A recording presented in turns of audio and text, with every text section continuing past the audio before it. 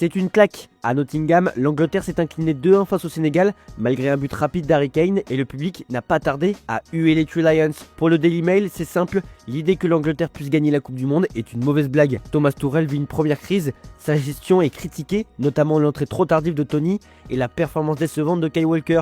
Le Daily Mirror évoque même une humiliation à domicile. Tuchel semble impuissant et la spirale négative amorcée contre Andorre se poursuit. Même les mots de Kane, évoquant la fatigue, peinent à masquer le malaise profond autour de cette sélection. Pendant ce temps, Manchester City poursuit son Mercato Express. Le Manchester Evening News confirme la signature de Ryan Cherki pour près de 42,5 millions d'euros. À 21 ans, il devient la troisième recrue estivale des Citizens, après Aït-Nouri et Bettinelli. Le milieu offensif, ciblé après que City ait abandonné la piste Florian Wirtz, a parlé d'un rêve devenu réalité et d'une volonté de franchir un cap sous Guardiola. Le directeur sportif Hugo Viana salue sa technique et voit en lui un futur crack mondial. Cherki se dit séduit par l'ambition du projet et veut contribuer au succès du club qui prépare déjà la Coupe du Monde des clubs. Lui aussi vient de signer à Manchester City. Ryan Aït-Nouri, transféré pour 36 millions d'euros. S'il a choisi les Sky Blues, c'est aussi grâce au conseil avisé de Riyad Mahrez, son capitaine en sélection algérienne. Séduit par le style de jeu de Guardiola et motivé par la présence de son ancien coéquipier Matheus Nunes, Aït-Nouri voit dans cette signature une opportunité unique de progresser.